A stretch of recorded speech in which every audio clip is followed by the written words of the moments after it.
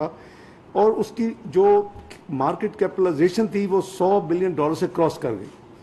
اور آپ کی ریٹنگ کے بارے میں یعنی آپ دیکھیں ذرا جو پرانی جو ریکارڈ ہے تو آپ کو دکھ ہوگا کہ ہم پاکستان کدھر سے ہم کہاں پہنچ گئے کہ وہاں تھا جی don't look towards neighbour look towards Pakistan. پھر جیٹرو نے کہا جی second choices place for the foreign direct investment. یہ آپ پاکستان کے لیے کمپلیمنٹس تھے.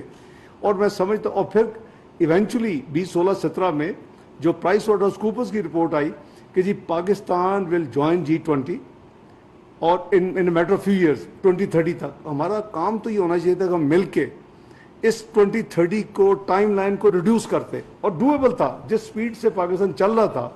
لیکن ہماری بڑی بدقسمتی ہے ہماری پوری ہسٹری میں جب بھی کوئی پاکستان ٹیک آف کرتا ہے تو کوئی نہ کوئی عجیب سانحہ ہو جاتا ہے. میں سانحے کے اس کا لفظ یوز کر رہا ہوں اور اس کے بعد پیچھے تو ایک پوری پلاننگ ہوتی ہے ایک انٹریگ ہوتی ہے.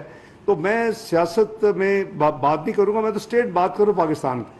اور پاکستان آج جہاں آگے کھڑا ہو گیا ہے اب ہم سب کی ذمہ داری ہے. دیکھیں اپنے گھر میں بھی تکلیف ہوتی ہے تو ہم اس کو ڈیل کرتے ہیں, تنگی آتی ہے اس کو ڈیل کرتے ہیں, بزنس میں ہوتا ہے اس کو ڈیل کرتے ہیں. مجھے یاد ہے کہ بھائی ہمارے ساتھی تھے جتنے بڑے بڑے انڈسٹریز لاہور چیمبر میں جو میں صدر تھا 92-93 میں, تو اگر پرابلم ہوتی تھی آتے تھے ڈسکس کرتے یار کیسے کریں چلو بینک سے بات کر فلاں کریں. تو یہ وہ فیز ہے کیونکہ آپ 24th اکانومی بن چکے تھے اس سے آپ 47th اکانومی آپ نے 5 سال میں بدقسمتی ادھر پہنچ گئے.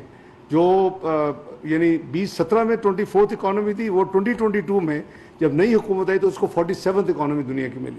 اور آپ کی $100 بلین کی جو مارکیٹ کیپٹلائزیشن تھی اسٹاک مارکیٹ کی it has come down to less than $25 billion.